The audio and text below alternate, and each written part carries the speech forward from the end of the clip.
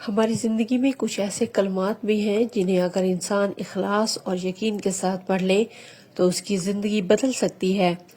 بعض اوقات انسان خود کو بہت کمزور محسوس کرتا ہے، پریشانیاں بڑھ جاتی ہیں، دل بے سکون ہو جاتا ہے، رزق میں تنگی محسوس ہونے لگتی ہے اور یوں لگتا ہے جیسے زندگی کے راستے بند ہو گئے ہوں۔ ایسے وقت میں انسان مختلف حل تلاش کرتا ہے، لیکن حقیقت یہ ہے کہ سب سے بڑی طاقت اللہ کے ذکر اور استغفار میں ہے۔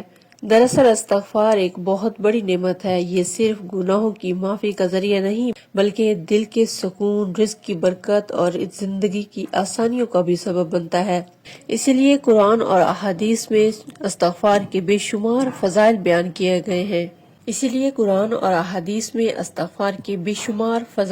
کیے گئے ہیں۔ نبی کریم صلی اللہ علیہ وآلہ وسلم نے ہمیں کئی ایسے کلمات سکھائے ہیں جو انسان کی زندگی میں برکت اور سکون لے کر آتے ہیں۔ ان میں سے ایک بہت ہی بہترین اور طاقتور استغفار یہ ہے: استغفر اللہ الذی لا الہ الا ہو الحی القیوم واتوب الیہ۔ یہ الفاظ صرف زبان سے ادا کرنے کے لیے نہیں ہیں بلکہ ان کے اندر ایک گہرا پیغام چھپا ہوا ہے۔ اس کا مطلب یہ ہے میں اللہ سے معافی مانگتا ہوں جس کے سوا کوئی معبود نہیں، جو ہمیشہ زندہ ہے، جو سب کو قائم رکھنے والا ہے، اور میں اسی کی طرف توبہ کرتی ہوں۔ حدیث میں آتا ہے کہ اگر کوئی شخص سوچ سمجھ کر اور سچے دل سے 3 مرتبہ یہ استغفار پڑھ لے تو اللہ رب العزت اس کے گناہوں کو معاف فرما دیتے ہیں، چاہے وہ میدان جنگ سے فرار ہی کیوں نہ ہو۔ حالانکہ میدان جنگ سے بھاگنا اسلام میں بہت بڑا گناہ ہے اور اس پر اللہ کا غضب بیان کیا گیا ہے، لیکن اس کے باوجود اللہ کی رحمت اتنی وسیع ہے کہ اگر بندہ سچے دل سے توبہ کرے اور اللہ کی طرف لوٹ آئے تو اللہ تعالیٰ اس کے بڑے سے بڑے گناہ کو بھی معاف فرما دیتے ہیں۔ یہ بات ہمیں یہ سکھاتی ہے کہ اللہ کی رحمت سے کبھی مایوس نہیں ہونا چاہیے۔ اسی طرح ایک اور بہت عظیم ذکر ہے جسے نبی کریم صلی اللہ علیہ وآلہ وسلم نے بار بار پڑھنے کی تلقین فرمائی ہے۔ وہ ذکر ہے سبحان اللہ و بحمدہ۔ یہ بہت چھوٹے الفاظ ہیں لیکن ان کی فضیلت بہت بڑی ہے۔ حدیث میں آتا ہے کہ اگر کوئی شخص 100 مرتبہ یہ کلمات پڑھ لے تو اللہ رب العزت اس کے گناہ معاف فرما دیتے ہیں، چاہے وہ سمندر کی جھاگ کے برابر ہی کیوں نہ ہو۔ ذرا سوچئے کہ سمندر کی جھاگ کتنی زیادہ ہوتی ہے، لیکن اللہ کی رحمت اس سے بھی زیادہ وسیع ہے۔ یہ ذکر دراصل اللہ کی پاکی اور تعریف بیان کرتا ہے۔ جب انسان یہ کلمات پڑھتا ہے تو وہ اللہ کی عظمت کو تسلیم کرتا ہے اور اسی وجہ سے اللہ تعالیٰ اس پر اپنی رحمت نازل فرماتے ہیں۔ اسی طرح ایک بہت عظیم دعا یہ بھی ہے جسے احادیث میں سید الاستغفار کہا جاتا ہے۔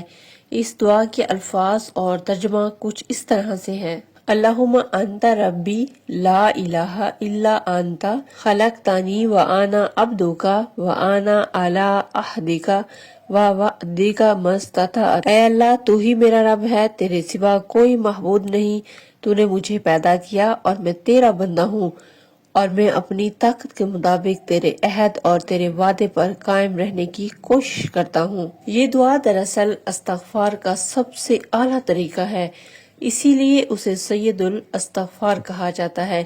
حدیث میں آتا ہے کہ جو شخص اسے صبح کے وقت یقین اور اخلاص کے ساتھ پڑھ لے اور اسی دن اس کا انتقال ہو جائے تو وہ جنت میں داخل ہوگا۔ اسی طرح جو شخص اسے شام کے وقت یقین کے ساتھ پڑھ لے اور رات کو اس کا انتقال ہو جائے تو وہ بھی جنت میں داخل ہوگا۔ اس حدیث سے ہمیں یہ سبق ملتا ہے کہ اللہ تعالیٰ کے ذکر اور استغفار کے ساتھ دن کا آغاز اور اختتام کرنا کتنا بابرکت عمل ہے۔